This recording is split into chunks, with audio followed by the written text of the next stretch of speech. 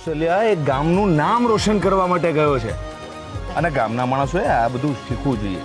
નવી નવી રીતભાત, નવી નવી વસ્તુઓ. હા, આ શું ક્યારની રુદ્ર રુદ્ર રુદ્ર કર્યા કરે છે? તું રુદ્રને ઓળખતી જ નથી, જાણતી જ નથી એને. હું બધું જાણું છું, તમે રહેવા દો. આ હું ભણેલી નથી એટલે મને કઈ ભાન નથી પડતી ને, એવું ન હોય. એ પદ્માડી, હારું થયું તું આવી ગઈ. સાંભળ ને, ઓલી બાજુવાળી સુમતિ કાકીને ત્યાં જઈને જરાક બોલાવી આવતો છો. ભાભી, હું સવારમાં જ જઈ આવી છું અને ખીર બનાવવાનું કઈ આવી છું. હો, અરે નકરી ખીર બનાવવા નહોતું કહેવાનું ખાલી. તઈ કઈ એટલે આટલું બધું તો બોલી હમણાં હું. એમાંથી ખીર, દૂધ પાક, માવાન પેંડા, શીરો, લાપસી બધું જ બનાવડાવવાનું હતું. આ તો મારી તબિયત ઠીક નથી, નકર મેં જ બનાવીને બધું મોકલાવી દીધું હોત. એટલે ઓલી પાસે બનાવડાવું છું. અને એ પાછું બનાવીને મોટા થેલા ભરી ઠાવ ઠાવ કરીને આપણે સુરત પહોંચતું કરવાનું છે. ભાભી, તમે ખરા છો. હો, કેમ ભાભી, આ રુદ્ર ગયો ઈ ટાણે તમે ડબ્બા ભરી ભરીને લાડુ ને મીઠાઈઓ ને બધું મોકલું તું ખરું. તે ડબ્બા આવડા નહોતા, આવડી આવડી બરણીઓ હતી. હાવ એ તો કેદું ની પતી ગઈ હોય. દી કેટલા થયા, કેટલા દી ટકે ઈ બધું.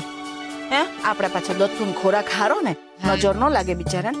વળી પાછી ખબર છું, મેં એવું સાંભળ્યું છે કે સુરતમાં હોટલ હોય, બધું મળે. કઈ હું ચિંતા કરો છો તમે? અરે એમ નહીં, એ હોટલોમાં ઓલું બધું ઓલું માંસ ને માછલા ને ઈંડા ને એવું બધું બનાવીને વેચે. અને મારો બિચારો ડાયો દત્તુ આ બધી વસ્તુની હામુય ન જોતો કોઈ દી. તો આવી જગ્યામાં જઈને ઈ ખાવા ભેગો થોડી થઈ શકવાનો હતો, ભૂખ્યો રહી જશે. લે વળી સવારથી મારા બિચારા દત્તુએ કઈ ખાધું હશે કે નહીં આજે? ક્યાં છે, ક્યાં છે સંસ્કારહીન છોકરી? ક્યાં છે?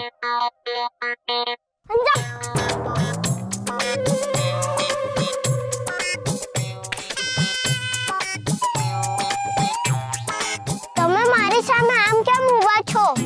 તમે સુપર હીરો છો કે ફ્લોપ હીરો? ટિન હું બજરંગબલીનો ભક્ત છું, રુદ્રદત્ત. જય બજરંગબલી! ડરી ગયું. ધોતી વાળો માણસ મારા ઘરમાં કોણ છે? એ હલો, કોણ છે તું? ના, ઘરમાં કઈ રીતે ઘૂસી આવ્યો? ના ના, ઘૂસી નથી આવ્યો, હું રુદ્રદત્ત છું. અચ્છા, પણ આવા કપડામાં કેમ ફરે છે? અરે, આ તો મારા પૂજાના વસ્ત્રો છે. હું રોજ સવારે આ જ કપડાં પહેરીને હનુમાનજીની પૂજા કરું છું. એ બધું બરાબર છે, પણ તું આમ ધોતી પહેરીને ઉઘાડા ઢીલે પલળેલા શરીરે આ ઘરમાં કેમ ફરી રહ્યો છે? અરે, આ ઘરના માલિક છે ને, ઓલા મહેન્દ્ર રાજ્યગુરુ, એમની છોકરી, શું નામ છે એનું? અનુશ્રી. હા, એ જ. એને મારી ઉપર પોતું કરેલું ગંદુ પાણી નાખ્યું. બોલો, એટલે મને તો લાગે છે કે મહેન્દ્ર રાજ્યગુરુ એને સંસ્કાર જ નથી આપ્યા. સાવ સંસ્કારહીન છોકરી છે. ખબર નહીં સાસરે જશે તો શું થશે આનું. અચ્છા, એટલે તું એમ કહેવા માંગે છે કે આમાં બધો વાંક મહેન્દ્રનો છે? આજ તો વળી એ એમનો જ ને. કુવામાં હોય તો હવાડામાં આવે ને. ના ના, એટલે આપણે સમજ્યું કે આજકાલ જમાનો બહુ આગળ વધી ગયો છે, પણ તેમ છતાંય અમુક મર્યાદા તો હોવી જોઈએ કે નહીં? આ છોકરી જેને ત્યાં પરણીને જશે એ લોકોનું શું થશે? એટલે સાસુ સસરા, નણંદ નણદોય, દિયર દેરાણી, આ બધાની યાર બનશે જ નહીં. લખી લ્યો, કકડાટ થશે. એટલે મને એવું લાગે છે કે મહેન્દ્રભાઈ આ વિષયમાં ક્યાંક કાચા પડ્યા છે.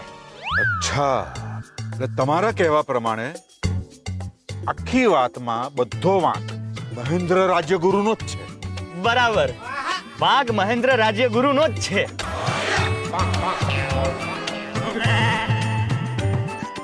હું આ ભીના કપડા બદલીને પાછો આવું. હો, એ બધું તો ઠીક. સાહેબ, તમે કોણ? સાહેબ,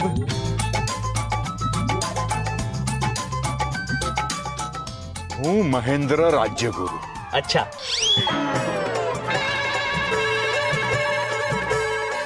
હે નહીં, હા, હું પોતે મહેન્દ્ર રાજ્યગુરુ.